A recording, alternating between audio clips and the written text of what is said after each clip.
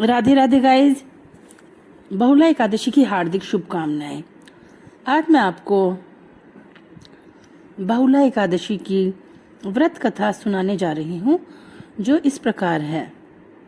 बहुला एकादशी के दिन गाय और बछड़े की पूजा की जाती है। एक समय की बात है जब भगवान श्री कृष्ण ने अवतार लिया था और वे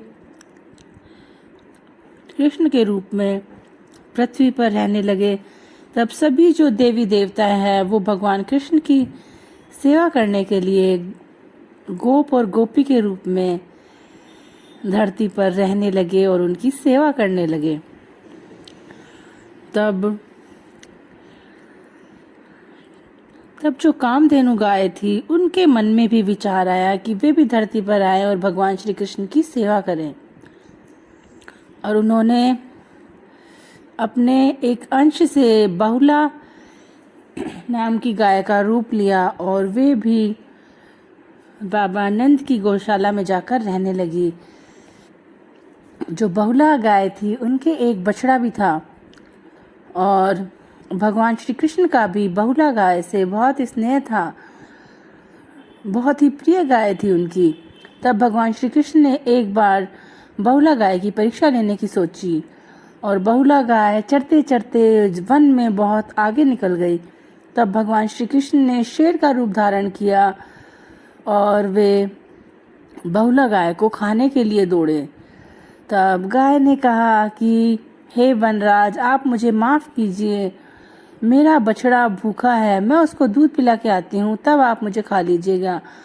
तब शेर ने कहा कि मैं ऐसा कैसे कर सकता हूँ, अगर तुम वापस नहीं आई तब तो मैं भूखा ही रह जाऊँगा, मेरा पेट कैसे भरेगा।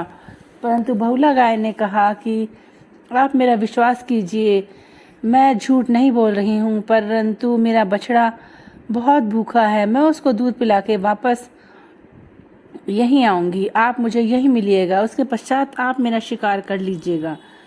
बहुला गाय वापस जाती है और अपने बछड़े को दूध पिलाती है और फिर शेर के पास आकर खड़ी हो जाती है।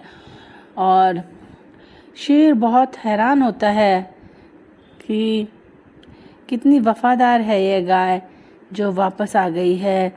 और जो बहुला गाय है वह अपनी परीक्षा में सफल होती है। भगवान श्री कृष्ण अपने वास्तविक रूप में आ जाते हैं और बहुला गाय को कहते हैं कि आज से जो बहुला चतुर्थी, जिसको गणेश चौथ के नाम से भी जाना जाता है, इस दिन तुम्हारी और तुम्हारे बछड़े की पूजा की जाएगी। और जो भी मनुष्य इस दिन गाय और बछड़े की पूजा करते हैं, उनको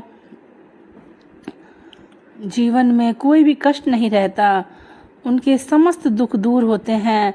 और किसी महिला के जो संतान होती है, उसके जीवन में कोई कष्ट होते हैं, कोई बीमारी से पीड़ित है या कोई नौकरी नहीं लग रही है, शादी नहीं हो रही, कुछ भी जो संतान के जीवन के जो कष्ट होते हैं वो इस चतुर्थी को करने से दूर होते हैं। इसलिए माताओं बहनों से अनुरोध है कि उनको यह चतुर्थी जरूर करनी चाहिए, विधि विधान से कथा का श्रवण करना चाहिए।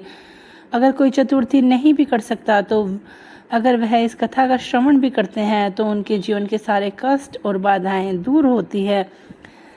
गणपति जी तो हैं ही सुख समृद्धि के दाता, विघ्न